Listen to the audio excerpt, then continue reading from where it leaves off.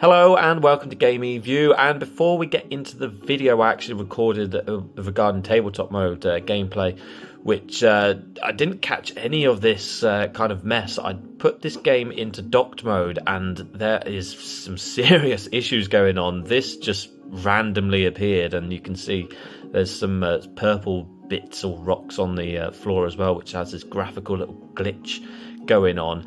And serious frame drops as well with fighting enemies. Now, I didn't pick this up in the tabletop mode video because, it didn't appear and it wasn't there, but now it suddenly has. So I think I can say that this game is definitely broken in quite a few places and needs some serious updates. So whatever I said in the main video regarding the performance, probably best to ignore that bit, but the rest of it's still true. This is really a good game and it does look okay. It's just these weird,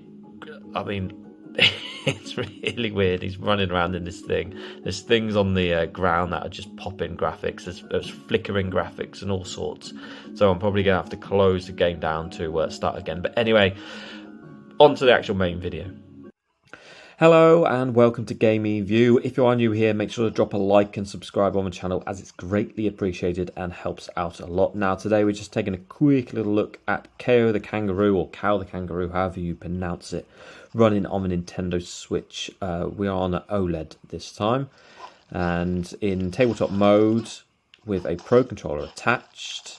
And there we go.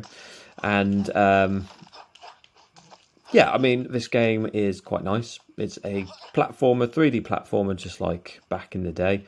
This game is an old franchise and did release on multiple platforms way back whenever you wish.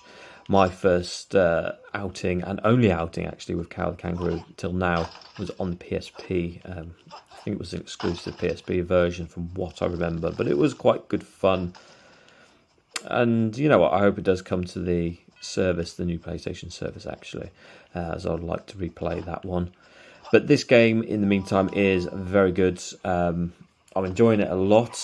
It looks good. There is graphical downgrades compared to other consoles, but that's just part of it when it comes to Switch ports. In terms of the frame rate, it does seem smooth. It jutters a little bit here and there. I'm not confident that it is full 60, but I'm not sure on that one. I'm not an expert on that.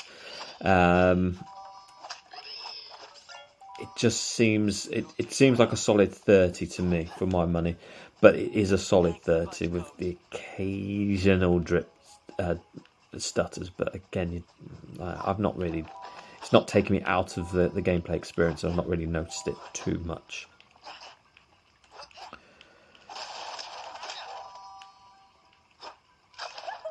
This game is it's very cheap because obviously it's quite a, I would assume, unknown platformer for a lot of people.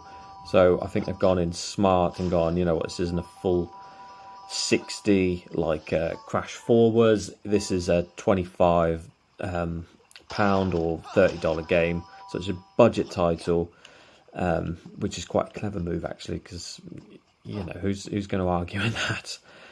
Especially one for the kids. But then again, this is quite a challenging little platformer in times, so adults will get enjoyment out of it as well. Now, that just brings up a little point. There is these little loads on Xbox, which is the platform I played it on before. It loads quite quickly, but on the Switch version, there is a little bit of a load time going on there. Not too bad, but it still is present, so something to be worthy of note of. On the OLED screen, the colours do pop. Does look quite nice. I know the camera can't really display the OLED screen colours very well, but it does look quite nice. So yeah, I mean, overall I think the game is definitely worth it if you're a fan of platformers. Let's skip this. If you're a fan of platformers, it's definitely worth it, because it's so cheap. And it is a challenge. It will provide you with a challenge. I know I'm currently stuck on a boss on the Xbox version. It's quite hard. It's got multiple. It's not just a simple hit the boss 3 times and then it'll die. It's hit the boss 3 times and it changes. Hit the boss again 3 times and it changes, and then something else, and then you've only got 3 little hearts. So it's, yeah, it will provide you with a challenge, and will only get challenging the further you get into the game. Bloody jumping. But yeah, I mean, I wouldn't sleep on this title. I'd highly recommend it for a good bit of fun.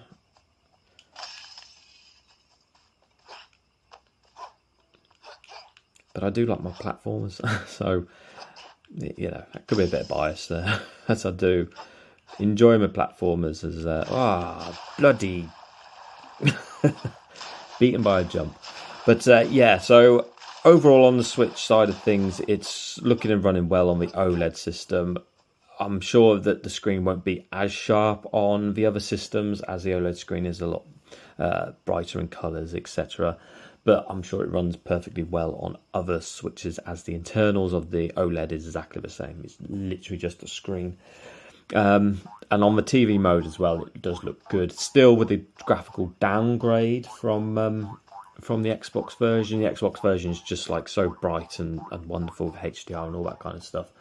But yeah, so there we are. So thanks very much for watching this quick little look at KO, or Kao the Kangaroo, on the Nintendo Switch OLED. Make sure to drop a like and subscribe on the channel, as it's greatly appreciated, and we'll see you again.